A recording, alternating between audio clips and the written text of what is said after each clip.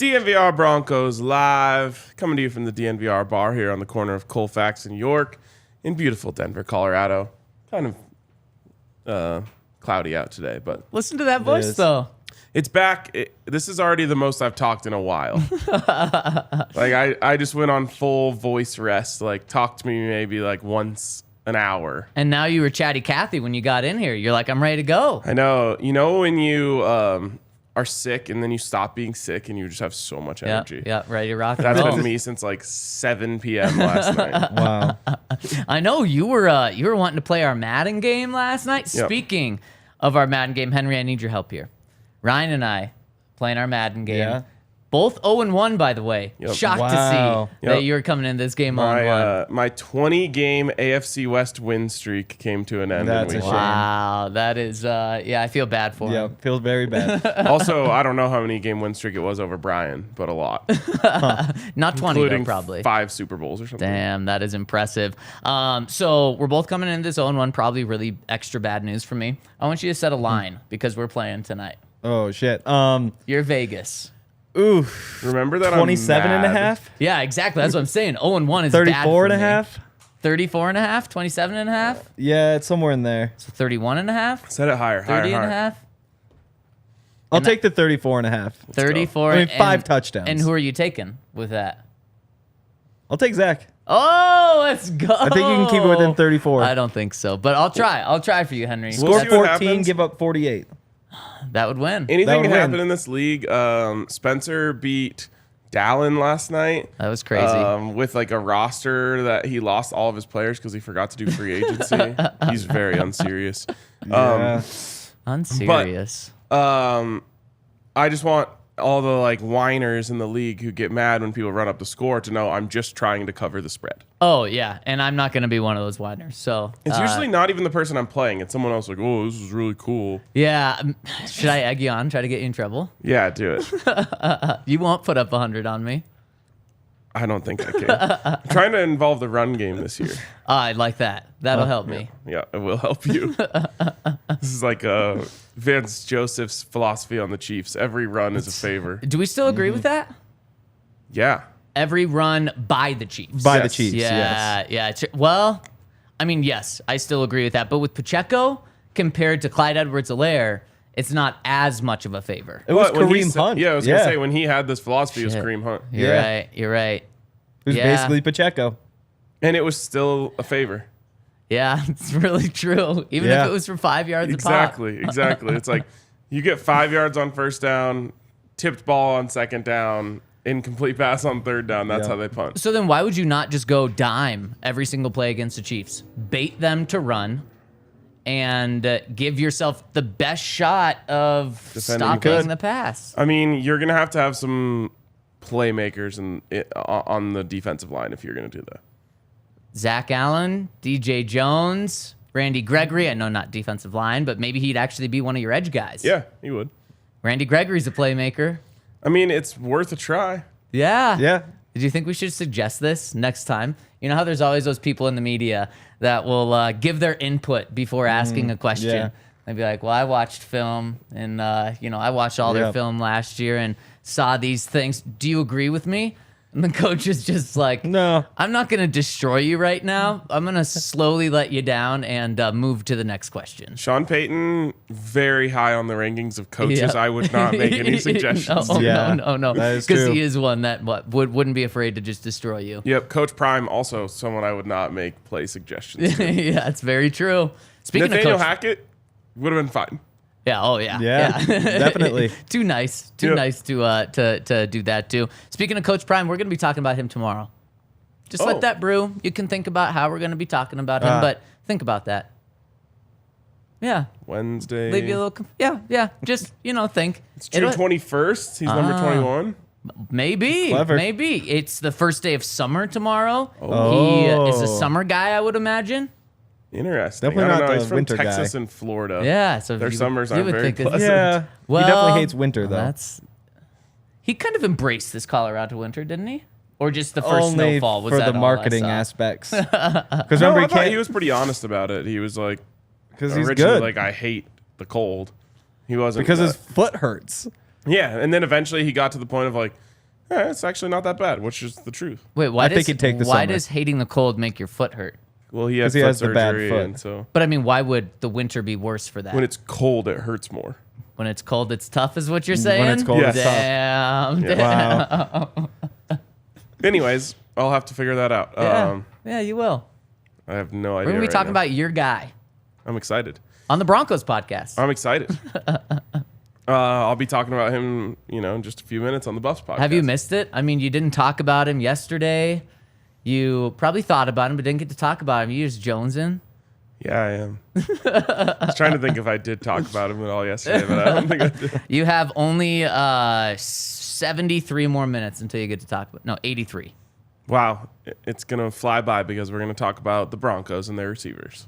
And boy, that's exciting, huh? It is exciting. Actually, when you think about what it would look like for one of them to become Michael Thomas, that actually is exciting. That's yeah? exciting. And the reason we're talking about Michael Thomas today, not only because the dream scenario that one of these guys could become Michael Thomas with Sean Payton, Michael Thomas, not like a top 3 pick in the draft. He's not like Julio Jones. And then when he came on the scene and was extremely good, everyone was like, well, of course, we saw this coming for years now.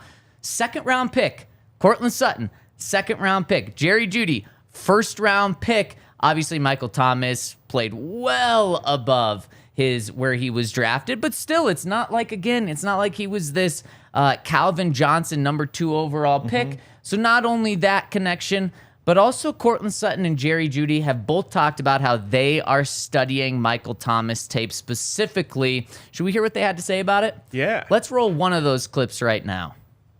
Yeah, it's interesting. I actually just got not too long ago, maybe a week or two ago, I just got Michael Thomas's 2019 targets from his year that he broke the record, and just diving into it, been able to see how he may have ran a route that we are learning right now. Figuring out ways to be able to get open because obviously he had a really good year that year. So to be able to find ways to implement the things he did well into my game. I feel like we'll be able to have a lot of success. So he talked about Michael Thomas's 2019 tape. He said the year he broke the record. You know what record he's talking about? The targets record. Probably. Probably the targets record and the catches record in a season. Guess how many targets he had? And he played in 16 games. Technically started 15, which must have just been an error. 200? Close, 185. Okay. Catches? Single most in an NFL season. 16 games.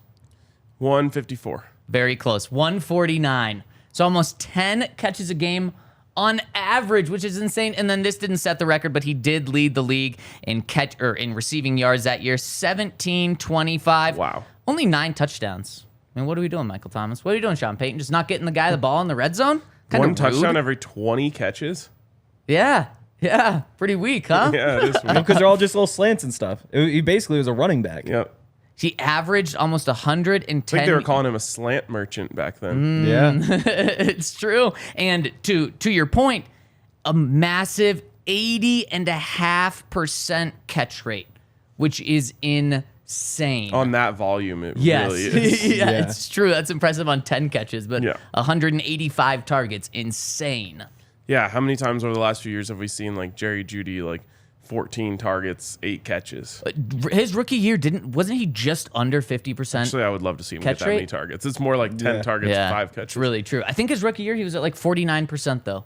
Yeah, and that one was more his fault. Since then, it's been more the quarterback's fault. Yeah. That's a good point. But either way, that type of catch rate at that volume is remarkable. So we're talking about Michael Thomas, who not only had not just a career year, but like a historic year. But his worst year, Michael Thomas's worst year, when he's been healthy, which is a very big caveat. He missed all of 2021, all of 2022, and half of 2020.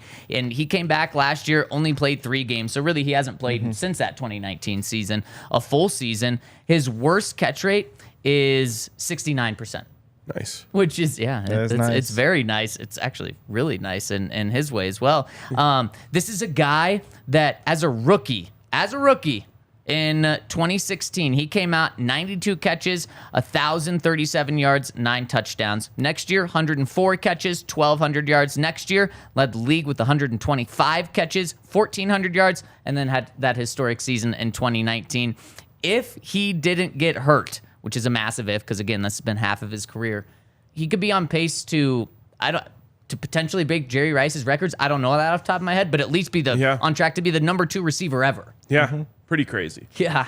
And that was Sean Payton finding a guy that essentially was a mismatch against any corner and being like, okay, well, just use that giant body of yours to get in front of these guys, and Drew will put it in the perfect spot every time, and you just keep moving us down the field. Exactly. And it's not a surprise they got hurt doing that, because they literally, I think his average depth of target that year was about 8 yards.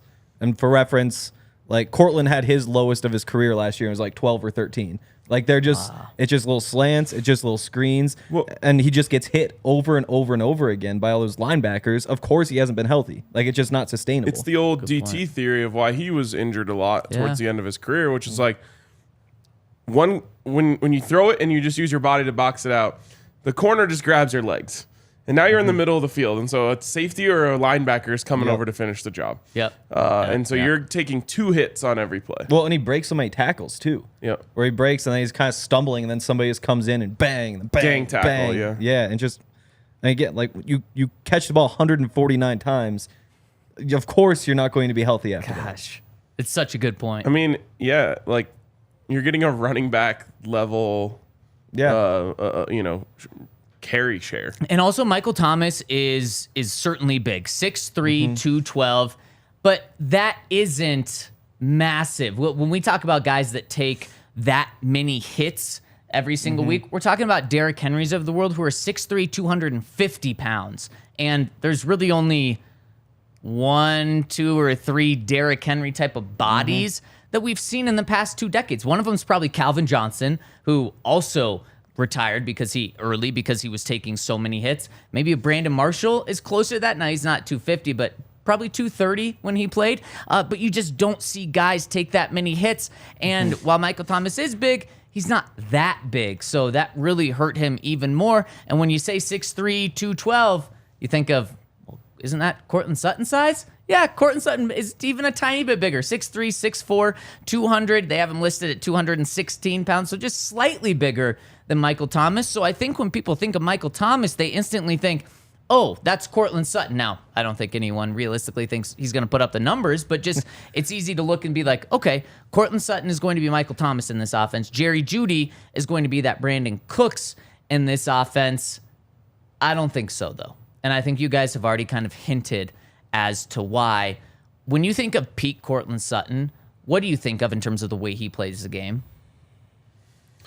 Say that again? When you think of what peak Courtland Sutton was, what he's best at, what is that? Jump balls. Exactly. The 50-50 balls down the field. Michael Thomas could do that, but Michael Thomas, like you guys said, he was doing a lot more damage on just a lot of shorter things. It's not Courtland Sutton's game. Michael Thomas was a fantastic route runner as well. That's where Jerry Jeudy excels. So although it doesn't add up with how their bodies are, I actually think Jerry Jeudy is closer to the Michael Thomas role than Courtland Sutton. I go the other way because if you ask Jerry Jeudy to run 5-6 slants a game, you're getting 8 games out of him in that season. Even look at all the screens, all those tunnel screens where he's coming back in toward the line, catches the ball, and just off and running. And it's like a 6-yard gain because he breaks a couple tackles. That's Courtland Sutton. You don't want Jerry Jeudy running those things, or he's just going to get snapped in half. And I'm curious. I think at this point, Courtland Sutton is at his best underneath. I do think that's how you use him, especially in an offense like this. Whereas Jerry Jeudy, you want him out in space more. I don't think you want him in tight windows nearly as much. I think you want him running downfield. So I go the other way. It's a catch-22 with Jerry because I think you're right. He hasn't shown to take contact great so far in his career. Yeah. Whether that's honestly on a contested catch or just getting tackled. But that is what he does best. He gets open quickly. That's in my opinion, his single best attribute is he can get open from here to the edge of the table and you can get the ball to him. And so you should be able to do that. I almost wonder if it's more about like teaching him how to protect himself when you do that. Like you're trying to get him in matchups one-on-one on the outside so he can make a quick move, catch a slant, and then just tell him like, get down before you get hit from someone from the middle of the field. Courtland Sutton, he's just not consistent enough for me to trust him in that role. Yeah. Like, for whatever reason, he can't replicate one after another. And Jerry kind of showed at the end of the year he can be that consistent route runner, that consistent receiver who can replicate performances, who can replicate just down in, down out route running. And so, I don't know. I do think you're in a little bit of a bind here. The true answer is you'd like to combine them into one guy, and then you'd get a Michael Thomas. Yeah. Or you'd get like Jerry Rice. You'd almost get close to Michael Thomas. You don't think you'd even get there? No. In terms of combined stats? No, I mean, like, if you just combine the players. Combine their attributes, you still don't think I think if you take the best of Jerry, the best of Courtland, best of Tim, you're still not getting 1,700 yards out of him. I think you're not getting crazy. 1,700 out of that. You're taking Jerry's speed or his route running ability. I don't know that he's faster than Courtland. But yeah, I mean, it's the same. Jerry's speed, his routes, Courtland's size, his physicality, like you are. Wait, Henry, you're hoping that that's Michael Thomas, because Michael Thomas, like, that is he was the best of all those things, and the thing that really separates him is his hands. Jerry. No, but he didn't need it. But Henry, you said, and I want to make sure this is right. I don't want to put words in your mouth, but you said you wouldn't trade Jerry Jeudy before this draft for what did it have to be a top 10 pick or a top 15 pick? Right around there, probably 10. So you still 12. think his talent is very much still there? Definitely. You combine that with like the prototype size for a receiver? You don't think that the potential would be there? Michael Thomas set the all-time record for catches. Like, you're not getting an all-time player out of that. Like, because what Michael Thomas's best trait is his hands, and neither of those guys come close to his hands. You also added in Tim, so yeah, but now you've got Tim's hands. But again, Tim is not even in that world. Like, Michael Thomas, his hands, unbelievable. His sense for space, unbelievable. He might not have Jerry's quickness, but I'd take him as a better route runner over Jerry in his prime, just because he knew his angles, he knew where to get. Like, I honestly don't even think it's close, and I that's think why you're off here, but there's no way of proving anything. Exactly. So here is one thing that I think separates Jerry from Courtland Sutton here. Courtland Sutton, when he was a Pro Bowler, he had pretty much his best season in terms of catch percentage. It was 58.1%. He's also had a 59 and another 58.7, then 2 seasons of 50%. Jerry, on the other hand, while that rookie year, 46% catch rate, really tough. Disaster. Jumps up to 67.9% his second year, and then last year it was 67%. And I just think that shows that we haven't seen Courtland be the Mr. Reliable and also be put in a position to be kind of a within 10 yards type of guy. Every coach that's got around him has said, we're going to try to make you just that deep threat down there. That's just why I think the history would tell us that it's more so Jerry. Yeah. But again, then you look at the end of the season, the final game, he puts up 168 yards, average depth of target, 20.7. Like, it's all, I just don't think he can play that role, because again, it's not Michael Thomas's separation that is why he got open all the slants and the quick outs and all that stuff. It's that he was able to get that first step and then just kind of half run and just keep the guy behind him, and was so strong that he could catch that ball. Like, Jerry, he comes through that, and if he just wants to run, he's just getting smacked by a linebacker. And if he doesn't want to run, he's not strong enough to catch it. Like, that guy's going to be all over his back, and he's not going to catch it. So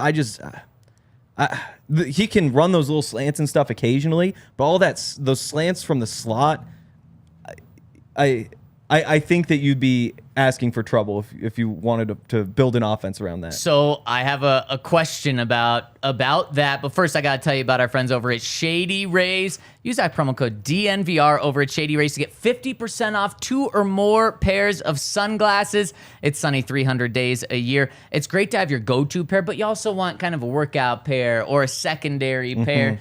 flow with some different type of outfits that you're going to wear. And so check them out over at Shady Rays. You can get this for, you can get 2 pairs without the discount for easily under $100. Then you hit that discount, you're looking at like under 50 pairs for 2 polarized pairs of sunglasses, which is just huge. Some companies charge like double for polarized. Shady Rays just comes polarized. So check them out. They are styling, and boy, they have like over 100 different pairs as well. So they're going to have a pair for you. Also a great gift. Get one for yourself. Get one for your significant other, and you're going to get 50% off by using that promo code DNVR over at shadyrays.com. And also head over to Kind Love. They were one of the first dispensaries in Colorado. They started in 2010, and they're known for cultivating some of the highest quality cannabis in the state. They've got authentic genetics. They've got patented grow techniques. They have one of the highest quality brands in Colorado. They're basically a farm-to-table dispensary. They call it seed to sale. They breed their own genetics. They control the grow process. They control the packaging, and they sell it. So basically farm to table. They also have a bunch of really cool things that you can only find from Kind Love, like the Turbo Core, which is a 100 milligram stick that looks just like a toothpick. It's full of full spectrum cannabis concentrate. It has a pointed tip, so you can just kind of shove it into a joint or a blunt or a cigarette, and it'll instantly infuse it with. I got to tell a story about this. Oh no! So this sort of thing isn't my thing.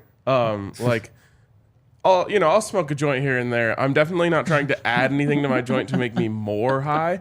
I gave one of these to my friends who are like that, and they put it in their joint, and they were literally blown away. They thought they were blown away. They were just like, wow, it like makes it smoke so much smoother and it burns slower, and obviously it made it stronger. They were like, that thing's amazing. Like we're going to the store to get a bunch right now. There you go. With someone who works in our company, I won't mention their name, but last night they said, boy, do these turbo joints beat turbo.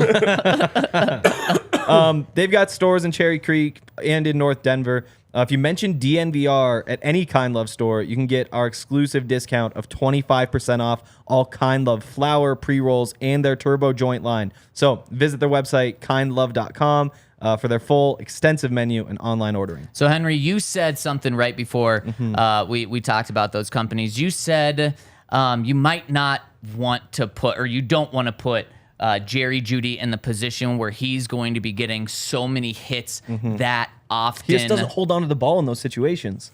I thought you were talking more about like an injury concern. That too. There's no path to a catch there in my mind, and there's also like he's taking a hit. My question to both of you, specifically when it comes to Jeudy taking those hits, because earlier you said like if you do that, good luck for Jerry lasting more than 8 games in a season.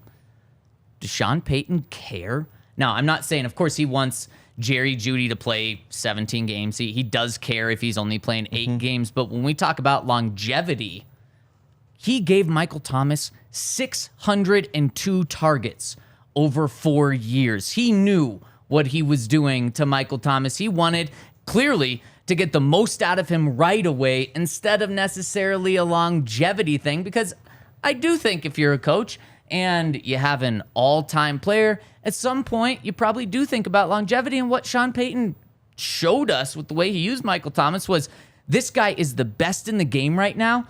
Let's just get the best out of him right now instead of necessarily caring about the future. And that's the cold, hard truth of sports. We talk about it with running backs all the time. Like, you might as well just milk everything out of them right now instead of trying to save them for a second contract. Is Sean Payton maybe going to approach the receiver position in a similar way? I don't know. I really don't know. I'm so interested to see how he's going to handle this. We haven't seen Sean Payton start a new career with a team in a very, very long time. Yeah. So what we're about to learn, I think he's about to learn things about himself, like when he started, he was a first-time head coach, just like experimenting and figuring out what works for him. Now he's getting a whole fresh slate where he can do anything and everything however he wants. Yeah. And there's a part of me that thinks he might say, like, I am on the 4-year fast track. Like, don't put a turbo core in this joint because I'm trying to burn it as fast as I can. Or there's a part of me that thinks he's saying like, okay, year 1, let's build up. Year 2, let's explode. Right. You know, but he really could just come in and say like, let's go. I'm here. I'm not here for a long time. I'm here for a good time. Yeah. And I don't think that any of the receivers. I don't think the team is at its best when you're running any of those receivers into the ground. You know, I don't think the Broncos are the best team they can be when they're giving 150 targets to Jerry. Like, it needs to be a little bit more spread out because he's a really good player. He's not somebody who every single play you should look at him first. You know, so that's where I don't think it comes into play because I think there were 5 players last year with 150 targets.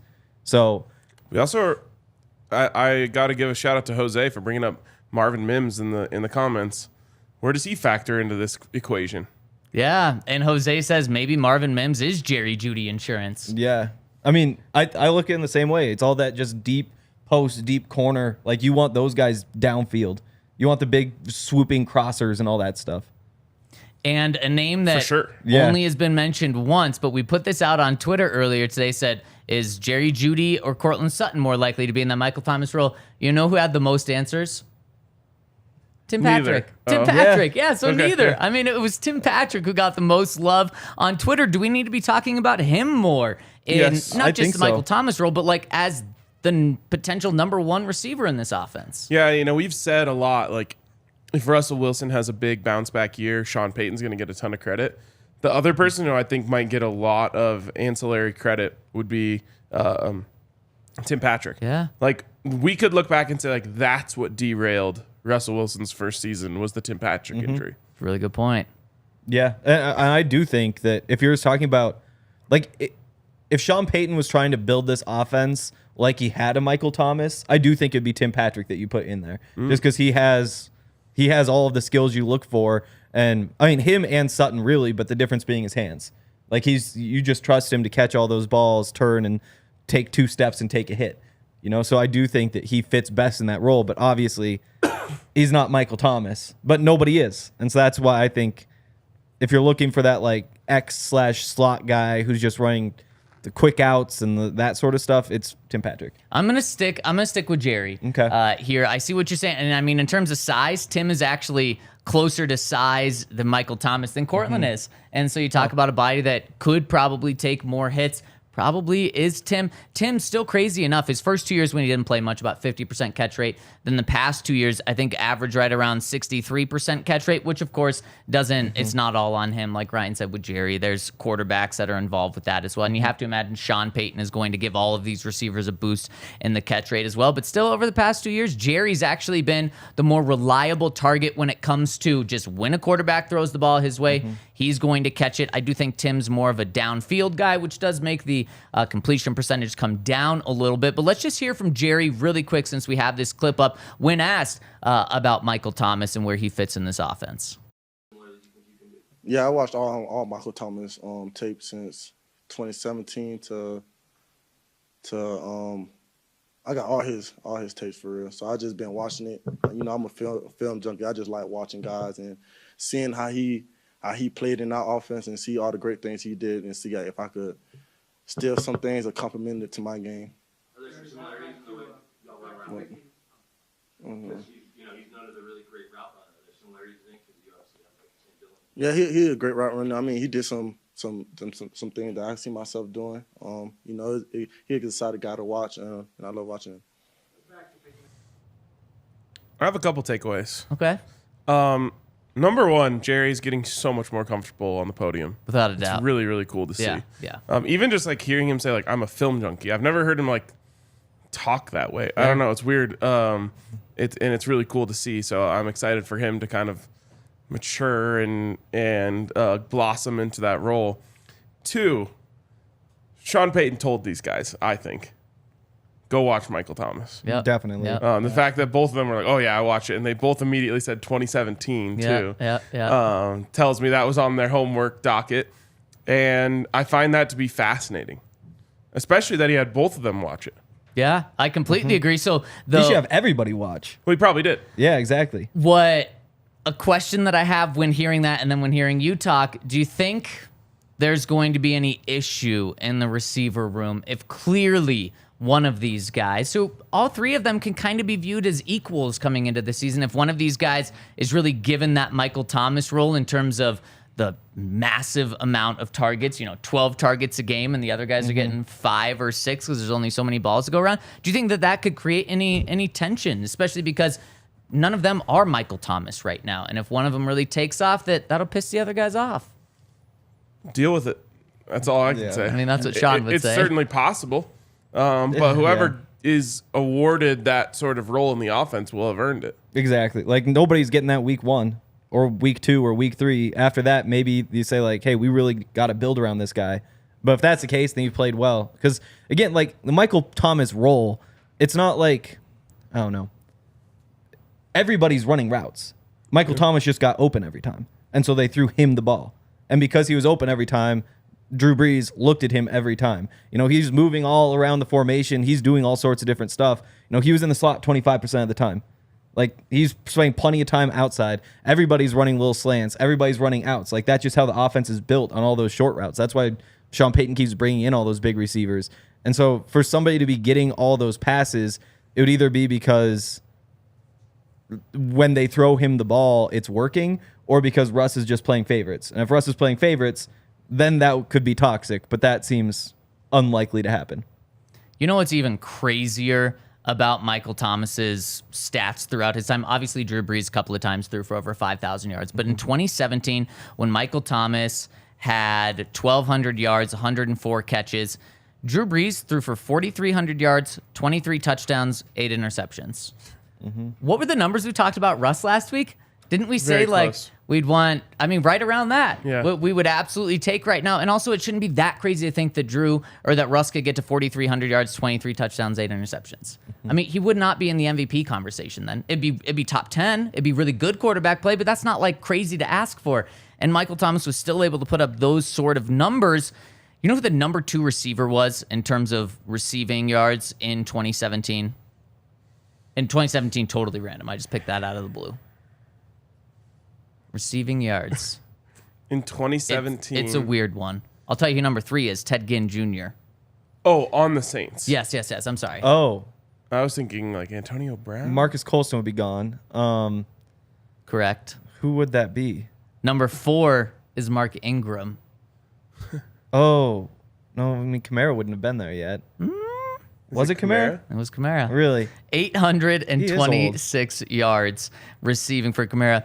2 of the top 4 receivers on that team were running backs. Crazy. And that's when they both put up 1,500 total. Yep. That's crazy. Yeah, it really is crazy. Guys, I have breaking news. Uh-oh. Oh, boy.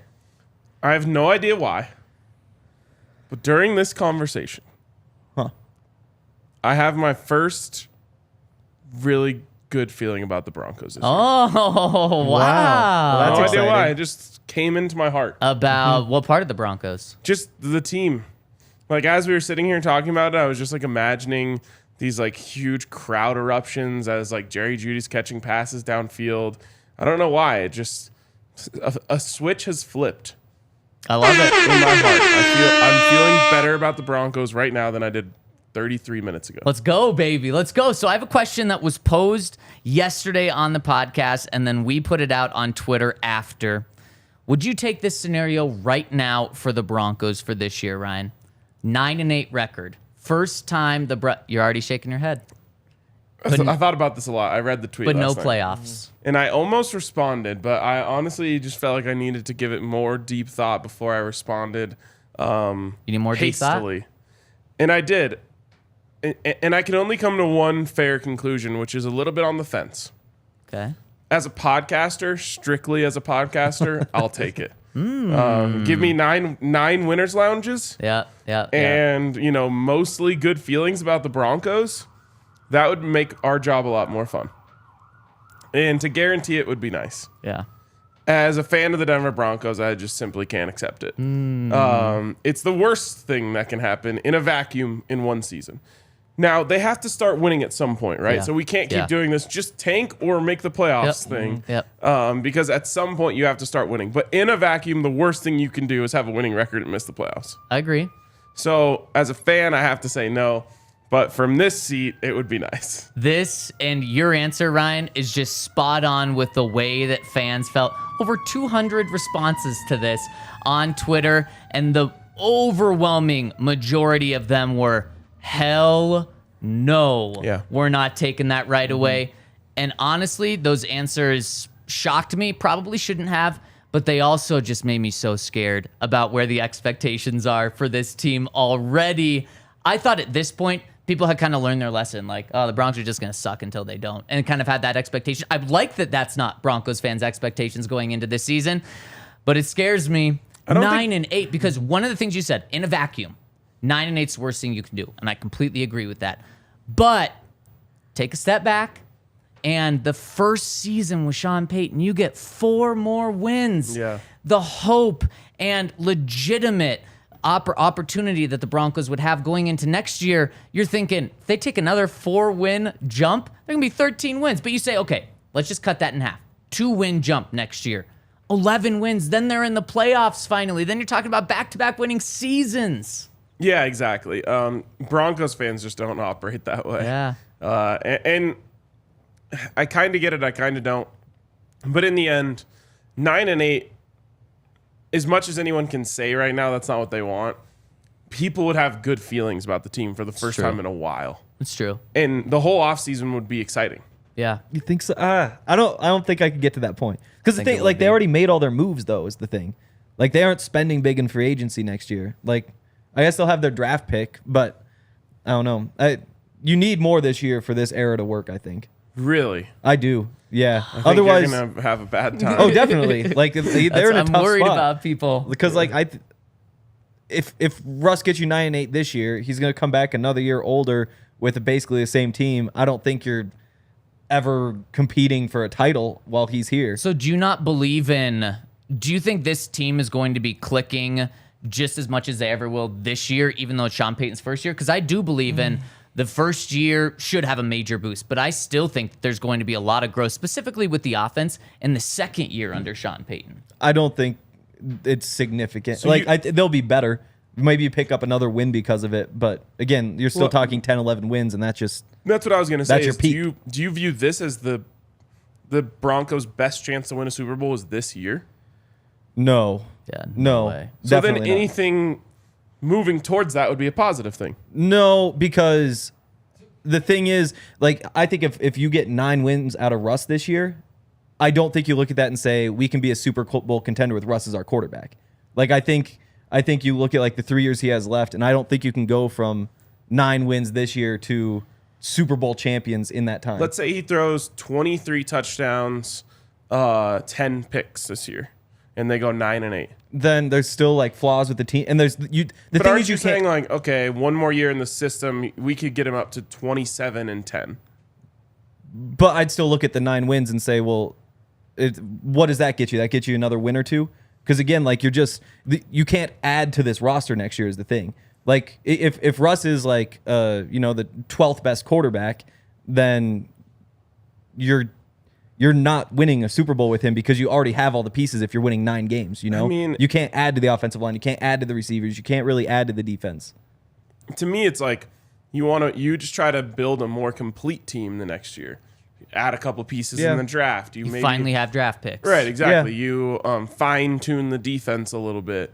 Whatever it may be. I do think, regardless of whether you can win a Super Bowl or not, I do think if you went 9-8 this year, and I totally understand why everyone will decline that right now, and why I would too.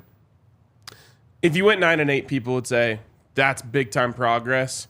There's something to build on. Next year they'll be better. Yeah. I can't wait. Yeah, and I'm right there with you. I think there will be a lot of excitement going into next year. Do you think the answer would have changed if we would have just said 9-8 and not said anything about guaranteeing making the playoffs or missing the playoffs? Definitely. Maybe. Definitely. Because as soon as you say no playoffs, it just feels like a lost season. And I'm Yeah. just blown away again by the comments section right now. I mean, saying the Broncos need a playoff win. If you're 9-8, they're moving on from Russell Wilson. I think if the Broncos are 9-8 back-to-back years, then I could see after. Then Sean really feels like he got the most out of Russ, and it's clearly not enough. But I think a 4-game jump Russ clearly played significantly better. Obviously not MVP level, but he played much better. I think they get one more year with him. And as we talked about yesterday, that would mean 2 more years with Russ. But I just don't think that. I think 9-8, taking a step back, forgetting the 2, 3, 4 decades worth of Super Bowl or bust that was the Broncos mindset. That's changed so much right now. I'm guaranteeing the first winning season since 2016, and I get why people wouldn't want it. But what I'm shocked at is people just absolutely being disgusted that that's even mentioned. Yeah, and someone said you sound like a Browns fan. The Browns have probably won more games in these last few years than the Broncos. That'd be close. Damn, that's Yeah. sad, especially a team who had the number 1 overall pick. Yeah, exactly. I could be off there, but it would be close. I figured out how to say what I was thinking. If you go 9-8 and miss the playoffs, then you're not on pace to win a Super Bowl with Russ here. If you go 10, then you can say like, okay, 10 wins. Then you can find like the couple. Like you're What's not the on difference pace. between 1 win though? Like, why is there that big of a difference? You go to the playoffs, you get playoff experience. Like you do all those different things. Like it might not feel like a lot now, but going through the difference between 10-7 and 9-8, you feel it. You would feel that. I'm confident. Like that's you're above 500. It could be like the that's difference 3 between, games like, above. A field goal that hit off the post or an Oh, yeah. onside kick that got recovered. Yeah. Definitely. But it's Yeah. also the difference between, hey, there's 2 weeks left in the season and we feel like we have a really good chance of the playoffs, and oh shit, we better win 2 games, otherwise we're in trouble. And those vibes are very, very, very different. And sure, I mean, there are nuances to how you can get there and things like that. Man, there's some crazy. Like you traded 2 top 10 draft picks to go 9-8. Yeah. I mean, we already know that one of them was a failure. Yeah. So you're just trying to recover that asset at this point. Yeah. So yeah, you did trade another one to try and help recover that. If you double your win total, Yes. you're feeling good. I just know for a fact that with a 9-win season, Broncos fans will be on a positive Agree. vibe trend. Yeah. And that's the thing. Like, that's what I said yesterday is like, I say all this now, but then next year we'll be like, well, maybe they will get better. Like, maybe there is more to grow within the system, that sort of thing. Again, from a 30,000-foot view, it's really easy to talk about Super Bowls. Right. Right now, this team has been ass for 6 years. Yeah. But that doesn't mean now it's like, well, let's just find a way to build a playoff team. Yes, Like, it doesn't, yes, it doesn't work that way. It Yes, doesn't work that way. That's how you get stuck with Kirk. That's how you got- get stuck with Kirk Cousins for 5 years and you just go nowhere. Like, congrats on doing it, mean, but you got nothing. But they've been to the playoffs. That's nothing. The Vikings have never won a Super Bowl, so I'm sure the Exactly. Vikings standards are lower than that. But the Kansas City Chiefs, they did not go from the number 1 overall pick where they drafted Patrick Mahomes to then winning the Super Bowl in the next year. They built. And they built with Alex Smith, and they got the most out of him. I'm not saying Russell Wilson's going to win a Super Bowl with the Broncos, but No. if they're able to do that, maybe it's not with Russ winning a Super Bowl, but they're able to squeeze the most out of him and build a winning culture. And 9-8 would be a winning culture for this year. Get to 10 wins, and then Sean says, okay, I've squeezed the most out of Russ. Now we're going to move on from Trade him. up. Exactly, because now they're going to have first-round picks where they can do that. That is... that's a step in the right direction. You're just not just going to go from 5 wins to Super Bowl in a year. You're going to have to build, and 4-win jump is a massive build in a year. But it's not a big enough build because the thing about Patrick Mahomes is you didn't know what his ceiling is. Like I think for us to be saying after this season, hey, I think like Sean Payton actually has a real shot to be Super Bowl competitive with this team as it's built. They need to go to the playoffs. If they go to the playoffs, everybody after the season is going to be saying, look at where they are right now. They're only a step away. 9-8 though, that's above that or below that line to me where you say they just don't have the juice. Like Russ is going to have to go before this happens. Probably this is what you say. I realistically think that where the Broncos are right now, there's 3 steps they need to take. Winning record this year, playoffs 2024, and then you can be competing for a Super Bowl. I guess think it's more than a 1-year jump for them. I think it's kind of that 3-year jump.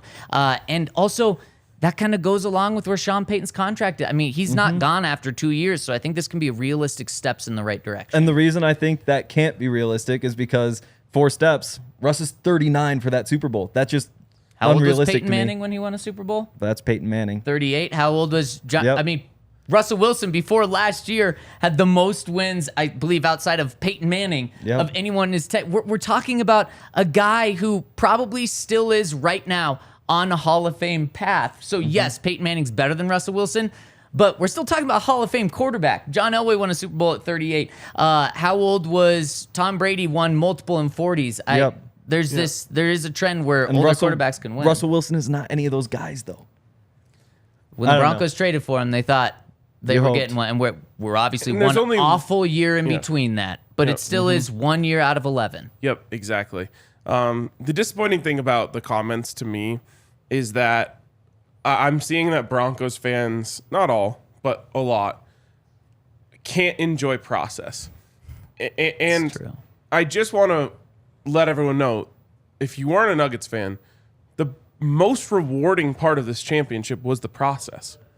The fact that they built it. I mean, this took 8 years. Now, this Broncos team doesn't have 8 years.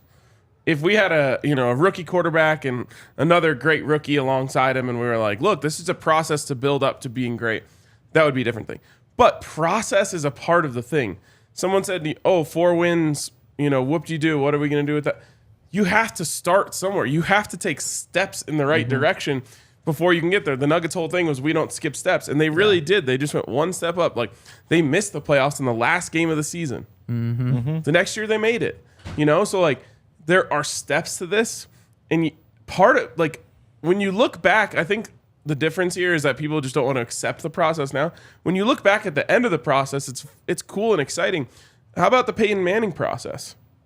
There was a process there. Yeah. It ended with John Elway saying, okay, the number one offense can't win me a Super Bowl. So it took 2 years to then build the number one defense to go alongside Peyton Manning.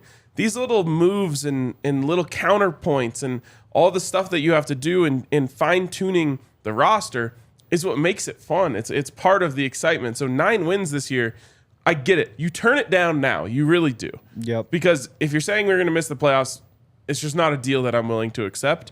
I'd rather miss the playoffs and be worse. But if they were to win 9 wins this year, people would say, okay, that is a step in the process. Give me a couple tweaks. Maybe you need an edge rusher. Can you go find one of those? Is it your draft pick? Whatever it may be, then you can continue those steps, and that is how you get to the end. The Broncos aren't winning a Super Bowl this year unless something crazy happens. We'd all love to see it. Yep. They have to take a step. Would you prefer 10 wins in the playoffs? Of course. Right. 9 wins and not, it's still a step. The difference with the Nuggets, though, is that they were a young team. Like, the Broncos are one of the 10 oldest teams in the NFL. Like, they're just in a totally different place. So you can't just say, like, hey, just wait. Our time's coming. Our time's coming. But in the next, obviously it's all dependent. It's all dependent on Russell Wilson. But in the next 2 years, who do you look at on the Broncos and say, man, that guy really isn't going to have it in 2 years now? Kareem Jackson? Who else? I mean, when you say an old team, yes, this team isn't. They're not the Nuggets. They're not going to be winning with this group in 8 years. But in football, it is a much shorter time window. I mean, you're not going to have Kareem Jackson in 2 years playing at the level he's at. Mike McGlinchey's not young, but in 2 years, you absolutely still expect him to be at the level he's at. I mean, I just look around. There's no guys, again, outside of Russell Wilson that I say, shoot, he's going to be over the hump at that point. But the difference is the Nuggets were getting better. Like, we know what McGlinchey is. We know what Courtland Sutton is. We know what Tim Patrick is. Like, we know what all those guys are. Whereas with the Nuggets, it was, hey, we were just able to win 44 games, and these guys are still all 4 or 5 years away from their prime. With the Broncos, here they are. It's not a one-to-one comparison. The point is you have to go from bad to good at some point. You can't do it overnight. I agree with that. The Broncos have a much smaller window to do so. But the way that everyone's talking right now, the Broncos might as well just blow it up now. Right. Well, see, the thing is, you've got 3 or 4 years with Russell Wilson. Yes. And so that's the pace that you have to be on. So at some you point, have 3 or 4 years to get to the top. At some point, you're going to have to microwave one of the processes, right? You're going to have to make a big jump at some point. Going from 5 to 10 wins this year would be the one, right? That's like, okay, now you made the big jump. Now you're on pace. Yep. Yes. If you go 9 this year, it doesn't mean all of a sudden you're just blow it up, forget about it. Yeah. It's okay. Now next year we have to figure out a way. How do we make a little bit bigger jump? How do we go from 9 to 12, 9 to 11? And if you don't do it that year, let's say you just go from 9 to 10. Then the next year saying, okay, well, this is the year we have to go from 10 to Super Bowl contender. What can we do? Like at some point you are going to have to make a bigger jump because you have a smaller window, but it doesn't have to be this year. I think 30 and maybe even 32 teams, but I think 30 of 32 teams in the NFL this year would take a 4-win jump from where they were last year. Obviously, it's not possible for a couple of teams, but like, who was the worst team? The Cardinals, they win 3 games or something. The Bears were the worst. Yeah, you're right. The Bears, they would probably take a 4-win jump, and maybe that's one of the 2 teams that wouldn't actually take that, but I still think they would take a 4-win jump. I think people, when they initially see this, don't understand how big 4-game jump is in the NFL. Ryan, you talked about the Denver Nuggets. You're wearing some championship. Is that finals or This is championship? finals gear. Finals gear. That's pretty rare. It's going to be rare to find that now. Yeah, so a thing I do is I make purchases based off how cool I think this will be in 20, 25 years. And I looked at this shirt and I was like, 20, 25 years, that shirt's going to look really cool. You could have never worn that if they lost, though, right? No, I didn't buy it when I bought it. Oh, you bought it they won. after. Oh, that's dope. And if you want to get in on some Nuggets championship gear, go check out our friends over at FOCO. Use that code DNVR for 10% off. They have so much Nuggets championship gear, and they've got some really cool things. I did buy a NBA Finals Nuggets polo before they won because I was Risky. playing Not in a really, golf though. tournament and I was like, I want to be able to rep the Nuggets. That's dope. That is dope. And you can probably get that over at FOCO as well. I mean, now's the time to scoop up as much championship gear from the Nuggets, including from us and our friends over at FOCO. If you want shirts, they've got it. If you want bobbleheads, they've got it. They have everything over at FOCO. So use that code DNVR for 10% off your purchase over at FOCO. And if you want to do more golfing, sign up for the Colorado Golf Association. 75,000 golfers have already done that, and you get a whole bunch of opportunities to play awesome courses around the state, like Aspen Glen Club, the Pinery, a whole bunch more. My favorite part is that you get to track your handicap. So whenever you play around, you just put your score into their website, and then it'll just pop out your new handicap. It tracks and tracks and tracks, and so you always know exactly how you should be getting shots, which is very useful. Like months. Now it happens immediately. Yeah, it's just immediate. It'll say like 24 hours until it's official, but it's going to be this. Right. Yeah. That's so satisfying. 2 quick things on the CGA. One, I just found out that they have a tournament, and you can only play in this if you're a member, but it's at Greeley Country Club, which you've played, Henry. Yep. I love that course. And it's a shamble, which is really fun. The way it works is you and your teammate both tee off. You get to pick the best one, and then you just play from there on your own. So not quite a scramble, but I'm really excited to play in that. 2, my handicap went down. I think it's just time I accept that I'm just a 5. Like I keep trying to tell myself I'm not as good as my handicap. It's not fair. I think I just am. That's how it goes. Most people probably would be thrilled by that. They'd be like, damn, I am good, as my number says. When I play my friends who are 3s, I feel like I deserve more strokes against them.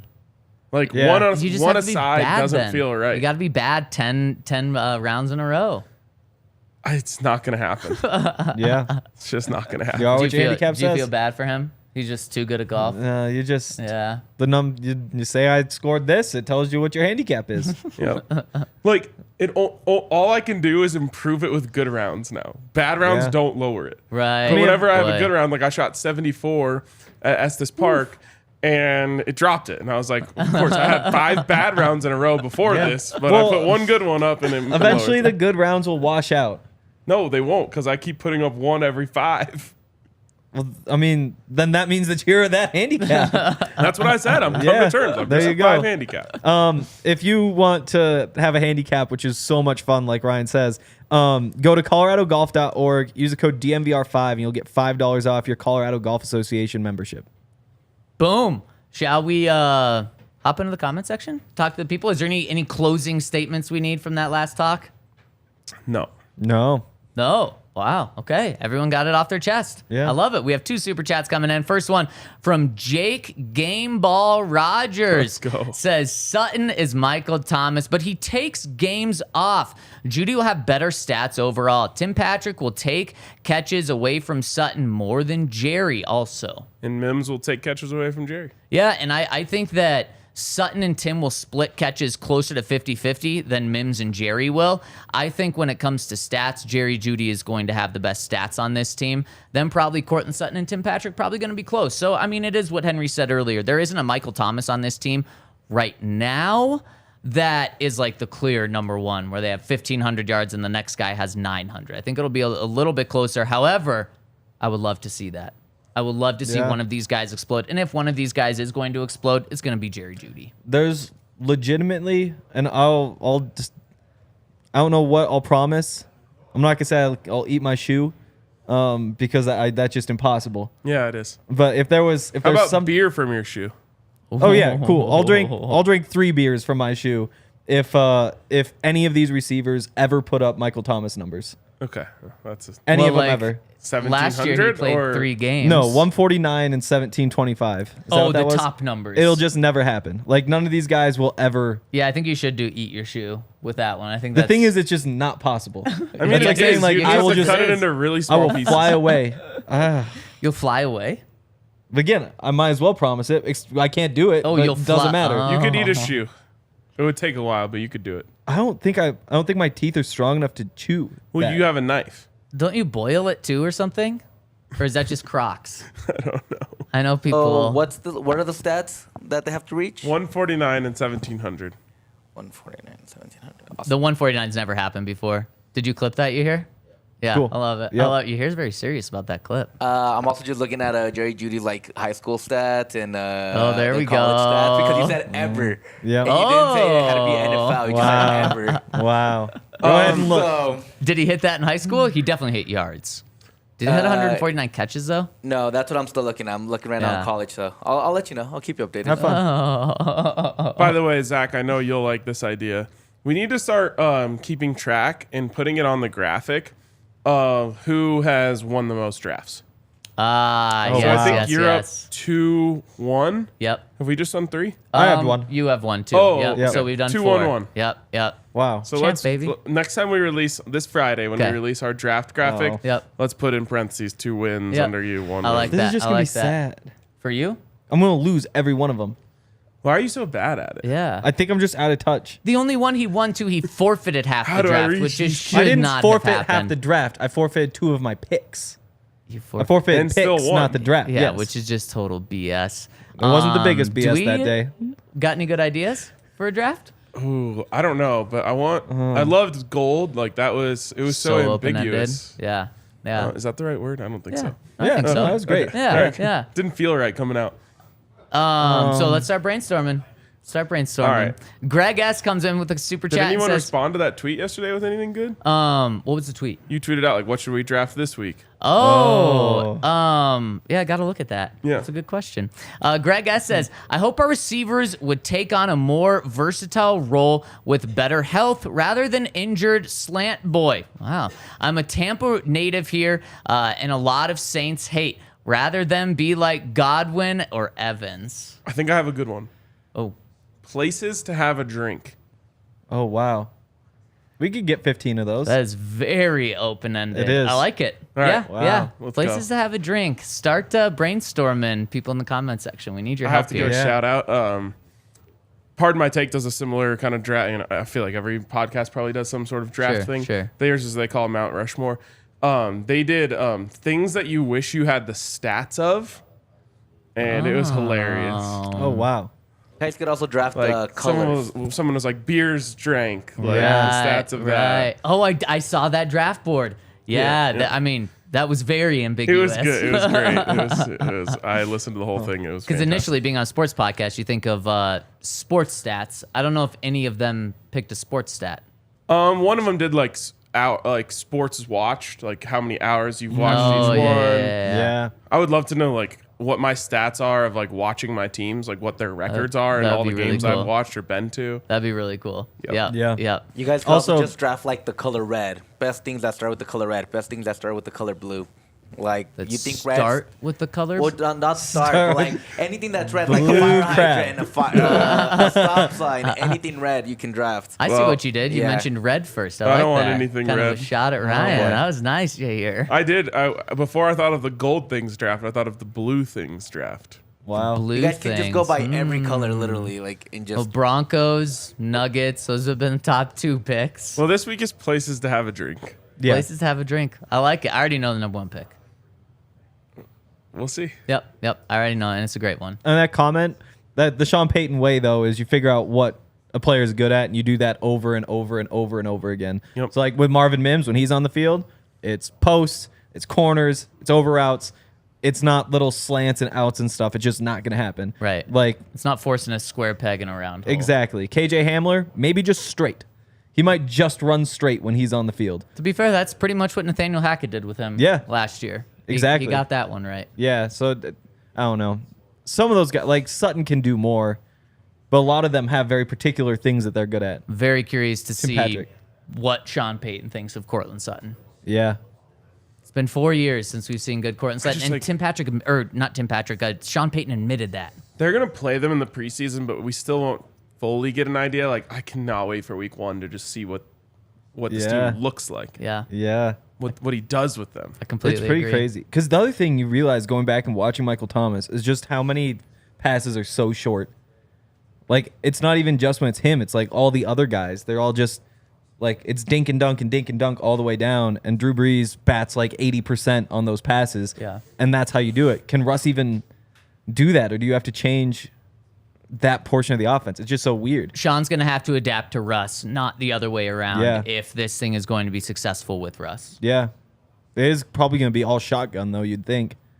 Like 90% shotgun, just based on how that offense worked, how Russ has worked. Yeah, unless they unless you really want Russ just moving around all the time and just play Sure. action every play and moving around. You can still do that from the gun, but obviously it's a little more convincing from under center. Hit us with a thumbs up. Yes, hit us Oh, with a yeah. thumbs up, please. 2 comments. Well, 1 comment coming in from the count says October 19th, 2009. Who did the Broncos beat? Oh, geez. October 19th, 2009. That would have been Cutler. It would have been not Cutler. Oh. Yep, not Cutler. That was the Kyle Lorden, right? So that, that was McDaniels. Yeah, here. McDaniels 2009. was there for 2 years. So, I was October thinking, 19th, what week would that be? Like week 6? Something around there, yeah. New 6, England. 7. No. No, that was the Tim Tebow game. October 19th? I do not believe it was. No, not 2009. Broncos beat Ryan's Chargers 34-23 behind Eddie Royal's 93-yard Okay. kickoff touchdown and 71-yard punt return. The Broncos moved to 6-0 as a result of Royal's electricity and Damn, I was Dumerville's 1 2 week sacks. off. You were. Wow. Which moved him into a league-leading 10 sacks. All this despite a mediocre performance from Kyle Lorton. The Broncos special teams hasn't seen a day like this in far too long. Am I wrong? Love the count. Well, they did have the Trinan Holiday years. Yep. Or In fact, year. Trendon Holiday in that awful game in the freezing cold in January in Denver in the year 2013 of the 2012 season. Trendon Holiday, didn't he have 2 touchdowns? I think he did. I mean, that's the performance we would be talking about if the Broncos beat the Ravens, didn't have, instead of Raheem Moore, we'd be talking about Trendon Holiday, because then the Broncos go on and win the Super Bowl thanks to an incredible performance from Trendon Holiday in the first wild card game, or the Yep. first game. Yeah, that would be like the Bruce Brown finals game. Right, exactly. And now they've got their best punt returner of this century back there. Who? Pat Pat Surtain. Surtain? I don't know. He could be. He could be. I don't know. Please don't do that, please. Remember who was the punt returner in Super Bowl 50? Jordan Norwood. Yes, Yeah. Jordan Norwood. Who and had the man, record until yeah, this year. Yep. He was always given just a little too much for that record. Wow. Wow. Wasn't it like Whoa. 46-yard return that It was like Jordan 63. Norwood, come on the show and defend yourself. I think it was 63. It didn't score. Like, it was I mean, with that offense, It was a 63 big yards play. is a hell of a chunk. just a little overrated for that. Not Jordan I Norwood. forget but why, kind of but the Jordan play. Norwood 61 yards. was not liked by Broncos fans. Wasn't he loved by Peyton, though? I think so. Yeah. But like in the years after that, Yeah. They signed him to a deal? yeah, not a fan. People No. are not a fan. No, you're He was absolutely living off right. that one return. That's what I'm saying. Yes. He's not even living off of it. Nobody. Where is Jordan Norwood? Great question. That's why I said He was started like a living off that. photography career Oh. after Oh, that's cool. playing ball. That's yeah. cool. Oh, okay. He can come be our photographer. We have lost. Keep him away from Zach. That is true. We do Keep have him away from Zach. We do have 3. Wow. What are you saying? We do have 3. Doesn't need that slander. I mean, come on. Like, did he make a great move? Did he make a great move at the beginning? He was able to bounce it outside and get 61 yards. Hey, I'll just take catching the ball and not. Oh, look, fumble it. there's how many guys is that? Let's see. Literally 1, 2. No, they gave 2 up. guys. Okay, yeah, I feel Two- even better. 2 3 guys guys got it. stood there thinking he fair caught it. 2 and then he guys ran got by. a hand on him. Yeah. It goes for 61 and they go up 17-7. And the count comes in and says, I have a new first name for RK that is better than Frank. You ready for this? Oh, that's tough to do. Sure. It's a good one. RK is the man of the people, right? He walks amongst in the mass celebrations of victories of the local ball clubs, right? How about our K instead of RK? Wow. He's our K. Love the count. Wow. I'm a big fan Yeah, of that. that's really good. And then if you want to, put a crown on yourself, you just say the K is for king. It's our king. king. Our king. I mean, Koenigsberg literally translates to King's Mountain. wow. So our King's Wow. Mountain. Yep. And Ryan means little king. Wow. So you're just Little little, King, though. King Do you like Mountain. that? Do you like being little King, Wow. King's Mountain? Yeah. Our Wow. little King, King's Mountain. Yep. There he is. Wow. Honored to be joined on the The show little with you. part is kind of like offsetting to me. Yeah, it is, Like it the is. little part, Especially because I'm not a small guy by any means. like, the little part is just like it doesn't fit you at all, but like the rest of it does. I'll Does give that you mean the when rest. someone hits a shot on you, they give you the little? Too small. If they were bigger than me, maybe. Then Nor can just go like this and say I'm a mountain too at the end. That's true.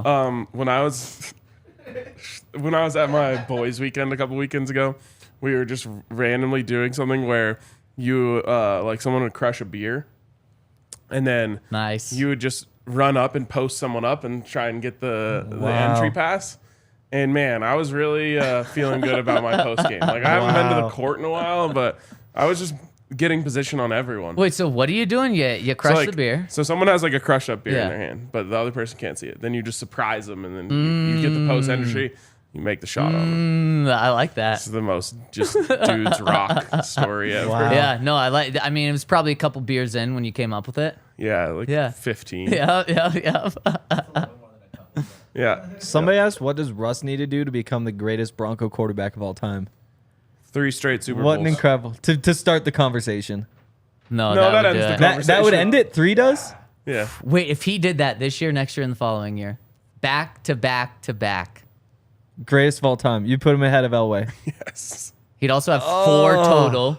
He would have been to 5 Super Bowls. But those so he don't would factor into tie Broncos. Elway. But those don't factor into Broncos. yeah, quarterback. no, you're right. Yeah. You cannot understand what the vibes would be like if the Broncos won 3 straight. Oh, yeah. Especially They would be right incredible. now, that means you beat the Chiefs or you were better than the Yeah. Chiefs 3 straight years. That reminds me. So Oh man, Vic was up there for the parade, Vic Lombardi, and he did the now Mike Malone is the Lakers' daddy.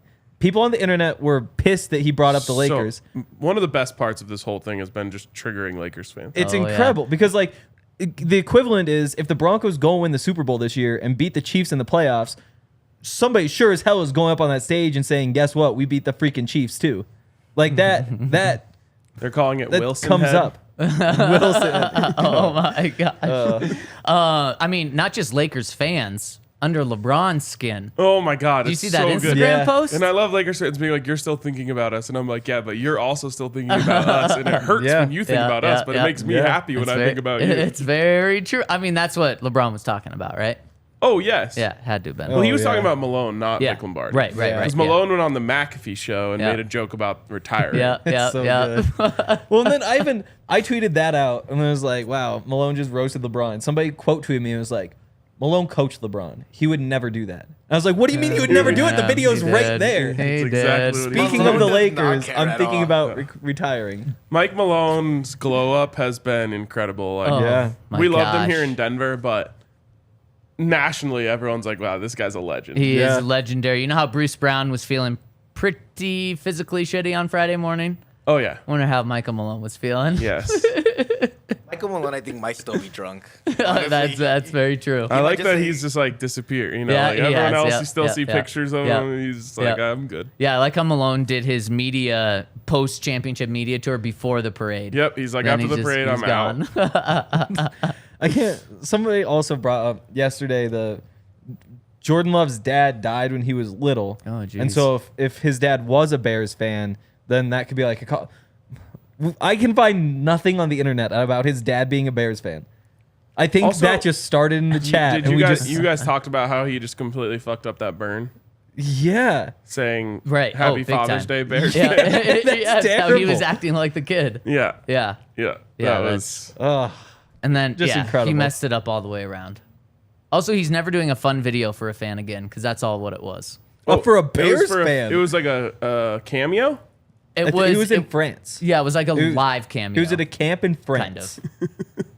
And they were like, and "Hey, he, can you?" He say-" was with a Bears fan. A Bears fan was wearing a jersey, and he must have said, "I didn't see this part," but he must have been like, "Can you wish the France Bears fans a happy Father's Day or something?" But I think the guy was serious when asking, just like, "This is cool. I'm with an NFL player." Oh, so he wasn't trying to burn them. I don't think so. No.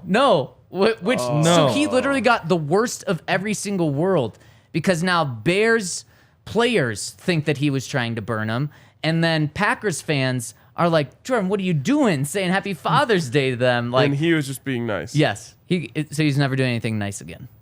It's a good lesson. The love mean, is gone. This is literally like Aaron Rodgers' origin story, villain origin story, and then Jordan Love's just like following in his footsteps. Oh, but Aaron Rodgers would never do this. No. He would never do a nice thing. He would never say Happy Father's Day to the Bears at all. Anybody. Well, if he was Anybody, smart, he would be yeah. like, Damn. Really, anybody, yeah. Probably hasn't said that in a while. Oh, geez. But that's the thing, though, is like even if you are a nice guy, if you're the quarterback of the Packers and a Bears fan comes up to you and says, "Hey, can you take a video saying Happy Father's Day to all the French Bears fans out there?" You say, "Hell no, I don't wish them a Happy Father's Day. They're Bears You fans." take the phone and you say, "This person just asked me to wish a Happy Father's Day to Bears fans, but they should be wishing a Happy Father's Day to me." Exactly. And you laugh, and Exactly. it's really funny. Ugh. Russell Wilson might actually do that. He might wish a Happy Father's There's a Day to chance. like a Chargers fan. If like a Chargers fan came up to him and was really nice, Russ is just like a really nice dude like that. I don't think Russ is that accessible. Like you couldn't get that I close. saw him in the Actually airport. Very true. That day, if you wanted to Relatable watch Russ. the little old ladies loved Russ on that day. I don't think you can get this close to Russ though. Would he? They did. Would Russ did? end that Oh yeah, with, they were like, up there "Let's just like bolt"? talking to him and stuff. No.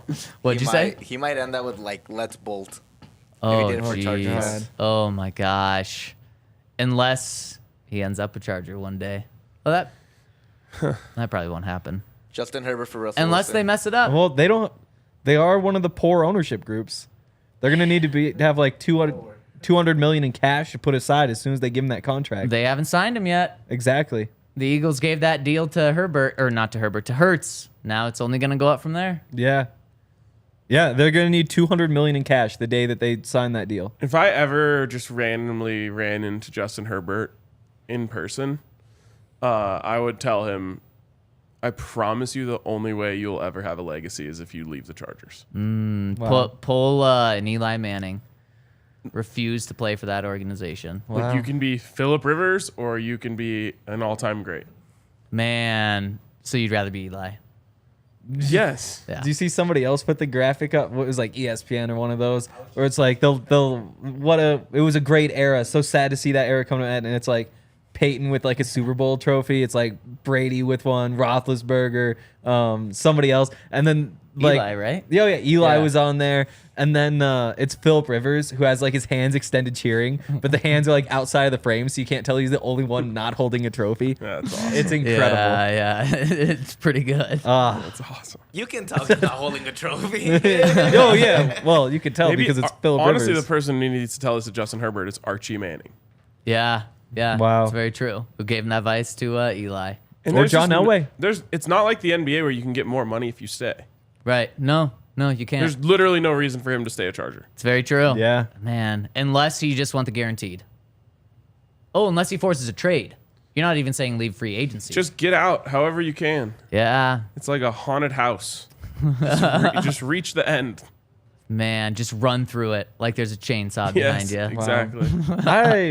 I don't know. I haven't been to haunted houses around here. Apparently, there's a really good one. I think That's been a rumor since Zach and I Yeah. were Really? children. Yeah. I don't know anyone that's ever been. Yeah, that's very true. I'm making no, it I happen don't this either. year. I'm not missing that this year because that. They're like, when you're a kid, like, you know, the myth just grows. Yeah. They're like, there's actual like snakes falling out of the ceiling. Wow. The chainsaws are real. Wow. One guy actually died. Yep. I've heard that. Wow. I love that. I love like local myths. Oh yeah. There's also that like zombie hunting thing. Like, I think it's like a school bus. You get in like a school bus and you're trying to like run from zombies and there's like guys in the field. I can't Do you remember. have paintball guns? I think it's paintball, I think yeah. it's in the Springs. That sounds sick. Yeah. Yeah, that's the other one. And That's I gonna be think big Halloween it's, this it's year. like volunteers that volunteer to be zombies to just Yeah. get absolutely shot up by paintballers. Gotta be It's not some that sort of fun. masochist. It's kind of boring. I've done that one. Really? The have paintball you one? have you been a zombie? No, that Oh. like they're That they're sounds literally- less fun. They're all real. It's kind of like boring. Like you're just in a little cart that's going really slow, and then like they just stand there, and you just gotta shoot them. Like it's not as fun as it seems. They don't really I run don't around. know. I'll give it a try. We should get some land and create a much better version of that. We do it in the bar. Shut it Oh, down for God. one day. I don't think that'll work. No, you don't think so? We could do it at like City Park. Man, that could probably get you in a lot of trouble. They say that Cheeseman Park is haunted because they used to be a cemetery. So like Yeah. on full moons you could see like cemeteries in a grave. Damn, I Yeah. never knew that. Yeah. I only went paintballing once, and I wound up like it just hurt. Like there's just like bruises everywhere, like just this big, boom, boom, boom. Yeah, I've never gone paintballing. It sounds like the worst idea in the world. I got very into it in 6th and 7th grade. I bet. That's when I went. I saved up all of my money and bought an expensive paintball gun for Wow. a 7th grader. Yeah, yeah. Like 2 birthdays, 2 Christmases, and then it just went out of style, and none of my friends Wow. went anymore. Damn, how many times did you get to use it? Like twice. Oh no. Wow. Yeah, it sucked. And yeah, you just had like giant welts on you that really hurt. It was crazy. That's Like you just go terrible. up into the forest and But it's sometimes things Oh. that hurt you can be fun. I still have bruises on me from being in mosh pits downtown after the Nuggets won the championship. just wow. I thought you were gonna say like being a Rockies fan or something. No, I really do have like 2 giant bruises right here, which must have just been from someone's like fingertips that like grabbed me as I was. Because once you got down to like 20th and Market, yeah. it was just a literal like actual mosh pit. Like everyone was just like running into each other. I think like once you get enough dudes in an area, Yeah. everyone looks at each other. Is like, you guys want to just run into each other? And everyone's Punch like, each "Yeah, other that for sounds fun. Yeah. Yeah. So it wasn't from someone falling off a light pole onto you? Nope. Okay. My I brother, remember uh, exactly. I like went by them and they just grabbed my arm. It hurt Did you so see the bad. guys smashing the scooters? Oh yeah. No. Those were incredible. There was like another circle where like Oh, you saw it live? oh yeah. Oh, I just saw the Yeah, videos. and Wow. it's like because you show up there and it's like, what is happening here? And it's just like this guy's holding like a lime scooter above his head, and he's like wobbly, and he's like walking around. He like goes the edge, circling back, and then he just like runs and just slams it into the ground. That's and not like, cool. no, it's not. But you stand there, it's like, whoa, what the hell just happened? What is it? And then another guy grabs another scooter and does the same thing. Like I don't even know. It's like a WWE like walking around the ring thing with the scooter above his head and just bang on the ground. And then you see like 4 of those guys do it, and it's like, huh, I'm gonna head back over that way now. Yeah, that's I don't weird. get the Yeah. destruction after winning. I don't either. That makes no sense. I get gathering and celebrating with everyone and doing it in the streets and shutting down the streets, but like breaking cars and lighting things Thankfully, on fire I mean, and if Yeah, if I do like breaking fire. a couple lime scooters is the worst thing that happened, Yeah, that's I a mean, pretty yeah. tame yeah, celebration. it's true. It's true. Yeah, I guess it wasn't the worst thing. it that was happened. not the worst. My But that brother wasn't actually, also related to the celebration. It which was wasn't. just Yeah. Little, bad little headline. drug issue gone wrong, right? Yep. Yeah. My brother also accidentally hit somebody with the cone. Well, out Like a there. traffic cone? Just A like- traffic cone. Oh, Probably Yeah. okay. better than ice Yeah, cream. he just Yeah. ran because Yeah, he he didn't ran. mean to hit it. I was just recording stuff, and I ended up like someone just threw like a bottle, like a little one. I guess it was like a shooter, but it was glass. Someone just chucked one, and like in the video, you can see my friend just like at the last second track it and just catch it, and then everyone around us is like, "Yeah, sick catch." That's awesome. And obviously, I had no idea that was happening. No, and my buddy even afterwards was like, "Did you get that on video?" I was like, "No, I don't think so." Then the next day I looked at my video and you could just clearly see it. The funny part is it doesn't stay in frame. Like on one side of the frame, you just see it launch into the air. And then like on the other side of the frame, you just see him go. Just drops out. That's awesome. What do you think of going and we could start like a TikTok account or something, and we review every haunted house and like all that stuff in the area in October? I don't think I'm the right person for that. Really? Because he doesn't get afraid from them. But the thing is, like, I don't mean to do this, but my fear sensor just turns off when I go into haunted house, and I don't know how to keep it on. Interesting. I wish I had that. I don't. It makes it a huge waste of money. I think a turbo core that's might true. turn that back off. Yeah, That's probably true. I would turn it back off in a hurry. There's probably a lot of people in this company that would. I think there's plenty. Yeah. That would actually be incredible content. I know, Yeah. because I was just there's like a whole list. Unless someone just starts truly freaking out and having a That's meltdown. that's the fun. Well, That's the fun. I mean, it would be. And if our snake prank on Hank is any wow, that was a hell of a sentence. Snake prank on Hank is any evidence, he's easily jump scared. Oh yeah. Oh It's yeah. true. It's incredible. Yaya wants us to stop talking. I'm not sure what you to want think us of out? that. It's 11:21. We got a show in. Deion Sanders talk coming up next. Let's and go. tomorrow. Tomorrow. DNVR Broncos Coach Prime to Podcast. you. Oh, of course, yes. Get Actually, it right for tomorrow. Deion tomorrow. Oh, okay. It's a hint. Yeah, Still little haven't hint. figured it out, but Good. You'll find All right. out tomorrow. all right. See you guys.